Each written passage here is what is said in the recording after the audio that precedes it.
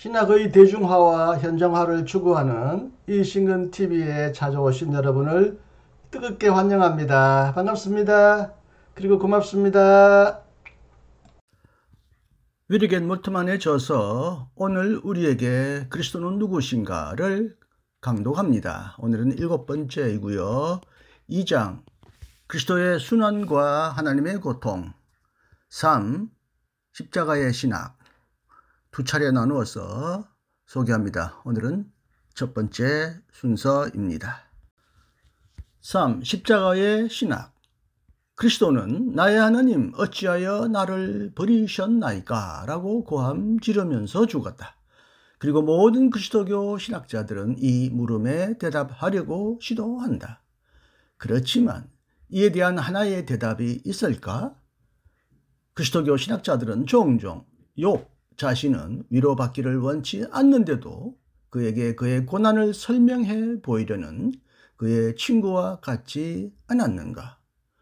우리는 이제 그리스도의 십자가와 하나님으로부터 버림받은 경험에서 생겨나는 몇 가지 질문을 제기하고자 한다. 왜 하나님은 십자가에서 그리스도를 버렸는가? 하나의 첫 번째 대답은 우리는 바울과 요한에게서 듣는다. 하나님은 우리를 위하여 그를 내어 주었다. 하나님이 이를 행한 것은 우리를 향한 사랑 때문이다. 바울은 다음과 같이 주장한다. 그리스도를 죽은 자 가운데서 살린 하나님은 그를 십자가의 죽음에 내어준 바로 그 하나님이다.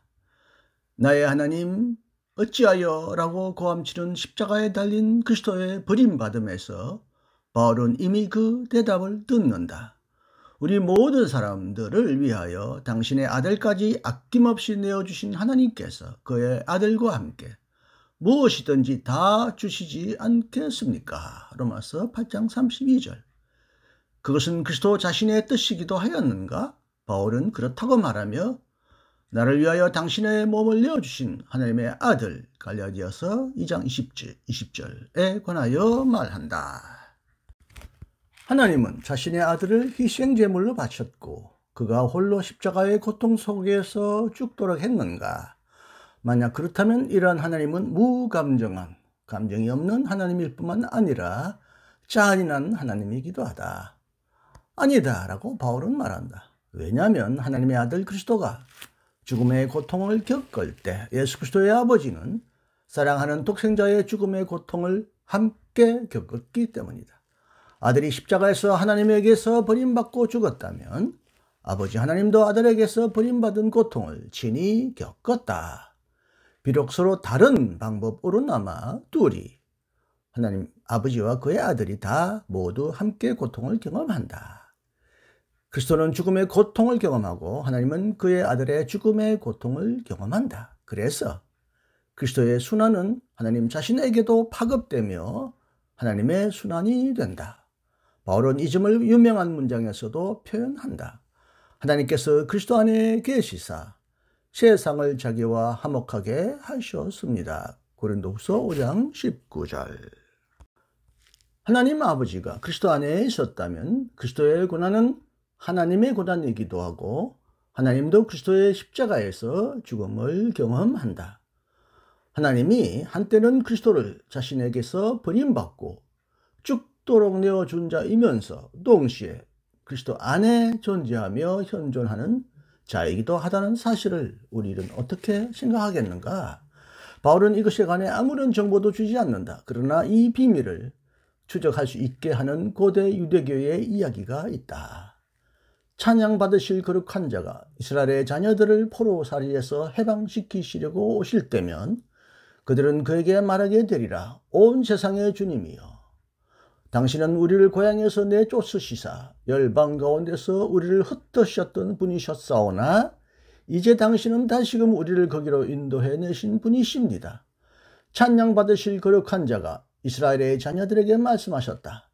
너희가 내 고향을 떠났을 때 나도 너희와 같이 되돌아오기 위하여 그곳을 떠났다. 이 위젤.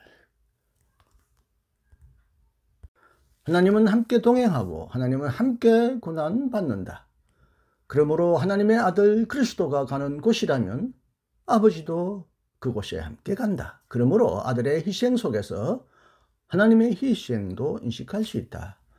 만약 그렇지 않다면 요한복음은 다음과 같이 말할 수 없었을 것이다. 나를 본 자는 아버지도 본다. 요한복음 14장 9절.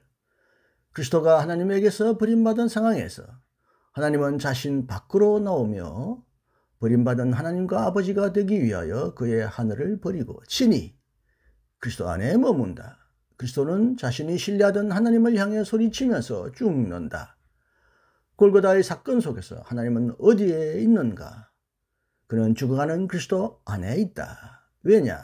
라는 질문에 많은 답변들이 있다. 그리고 어떤 대답도 흡족하지 않다. 더 중요한 것은 어디냐라는 질문이다. 하나님은 어디 계셨느냐? 그리스도가 십자가에 달려 고통 속에서 죽어갈 때 하나님 아버지는 어디 계셨느냐? 이 질문에서 그리스도 자신이 대답이다. 무슨 목적으로? 왜 하나님은 그리스도의 고난을 친히 감당했는가? 골고다 위의 끔찍한 사건은 무슨 의미를 갖고 있는가? 이 질문에는 두 가지 대답이 있다. 첫째는 우리가 고통당할 때 우리 곁에 있기 위하여, 그리고 우리가 괴로워할 때 우리와 함께 있기 위하여. 이것은 우리와 함께하는 하나님의 연대이다. 둘째로는 우리가 죄를 지을 때 우리를 위해 존재하기 위하여, 우리에게 죄의 짐을 벗기기 위하여. 이것은 우리를 위한 하나님의 대리이다. 1. 연대 그리스도론. 그리스도는 우리의 형제이다. 복음서들은 그리스도의 순환 이야기를 점점 더 깊어지는 그리스도의 자기 단념의 이야기로 설명한다. 그의 제자들은 그가 로마 군인에게 체포당한 후에 도주한다. 한 사람은 그를 배반하고 한 사람은 그를 부인한다. 그리고 그리스도는 그들의 선생으로서의 자기 정체성을 상실한다. 백성의 사제들은 그를 로마 군인에게 넘겨준다. 그리고 그리스도는 유대인으로서의 자기 정체성을 잃는다. 빌라도는 그를 고문시키고 그의 몸을 망가지게 한다. 그는 로마 제국이 주장했으리라고 여겨지는 인류의 적으로서 죽임당한다. 그리고 그리스도는 자기 생명을 잃는다. 빌립보서는 이 비하의 길을 다음과 같이 요약한다.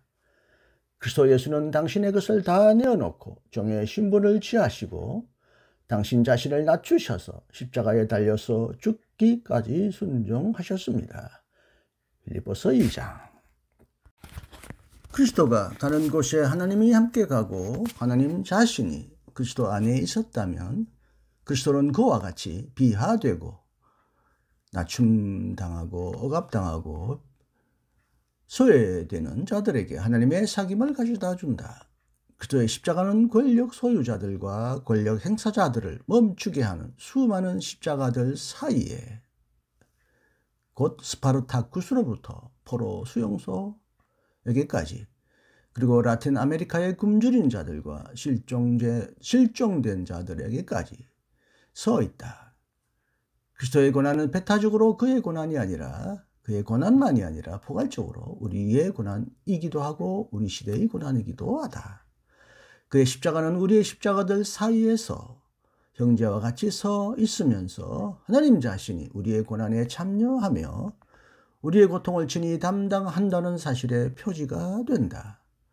고난받는 인자는 너무나 우리와 같은 자가 되었기 때문에 이름 없이 고문당하고 버림받은 수많은 사람들은 그의 형제와 자매이다. 산살바도르의 59살의 주교 오스카 어눌포 로메로의 회심 체험이 바로 이것을 말한다. 역사상 십자가에 못 박힌 자들 안에서 십자가에 못 박힌 하나님은 그에게 임재했다. 그의 백성 중에 가난하고 억눌린 자들의 눈 안에서 그는 하나님의 일그러진 얼굴을 보았다. 혼 소버리노. 그리스도는 비하되고 소외되는 자들의 형제가 되고 하나님의 나라를 그들에게 가져오기 위하여 이러한 비하와 소외 안으로 들어갔다. 그리스도는 초자연적인 기적을 통해서가 아니라 그의 상처를 통하여 그의 고난의 힘으로 도운다. 오직 고난받는 하나님만이 도와줄 수 있다라고 디트리 본헤프는 그의 사형수 감옥에서 말했다. 그러므로 그 어떤 고난이라고 할지라도 우리와 함께 고난받는 하나님과의 이러한 사귐으로부터 갈라놓을 수 없다. 예수 그리스도의 하나님은 희생자들과 고난받는 자들의 연대적 하나님이다. 이 대리 그리스도는 구원자이다. 일찍부터 교회는 그리스도의 순환 속에서 세상의 죄를 대신하는 하나님의 속죄를 보았다.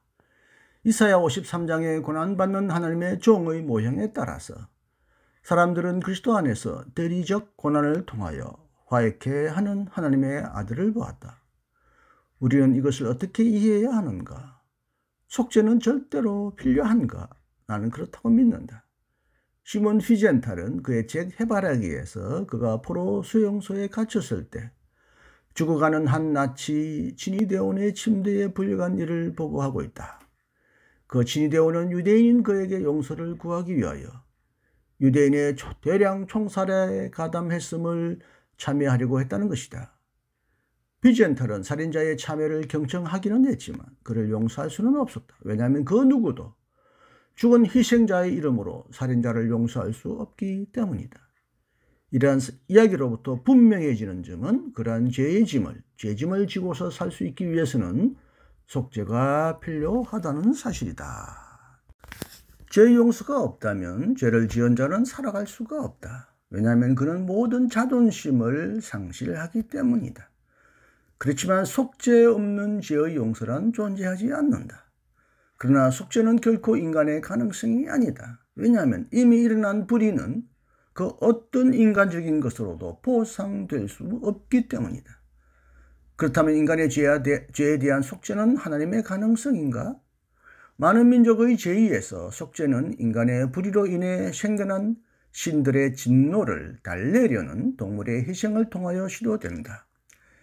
이스라엘에서는 이와 다르게 나타난다. 구약 성서에는 속죄 제사도 있었다.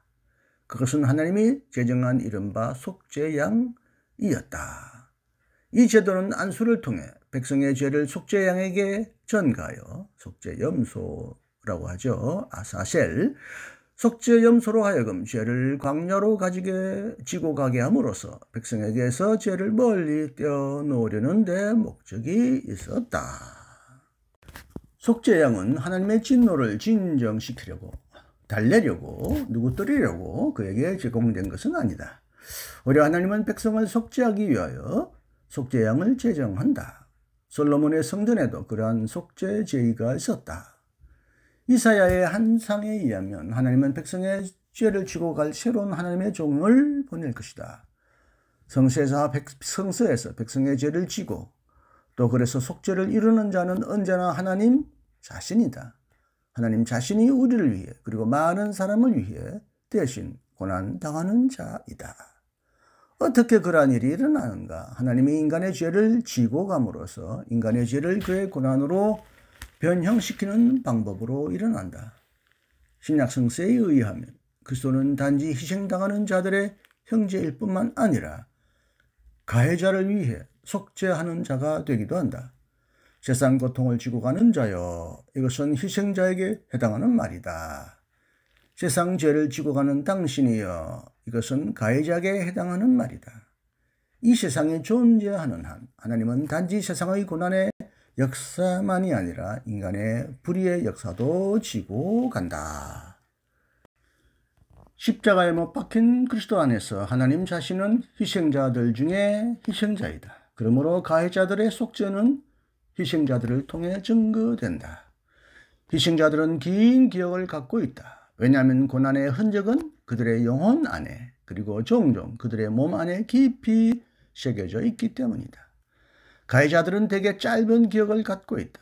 그들은 자신들이 무엇을 행했는지를 알지도 않고 알려고도 하지 않는다. 쉽게 잊어버리기도 한다라는 뜻입니다.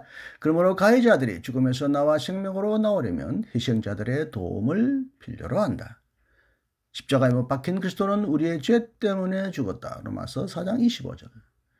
이전의 사람들은 이를 그리스도가 인간을 구원하기 위해 치른 희생이나 속전, 치르는 돈, 금전, 속전, 예, 무르는 금전으로 생각했다. 우리는 오늘날 이것을 인격적으로 생각한다.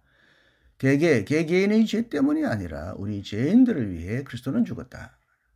끝으로 그리스도가 우리를 위한다는 사실에서 하나님이 우리를 위하신다. 로마서 8장 31절. 이 사실이 계시된다. 끝까지 경청해 주셔서 감사합니다. 다음도 계속 함께 해 주시기를 기원하고요. 또 기다리겠습니다. 안녕히 계십시오. 이신건이었습니다.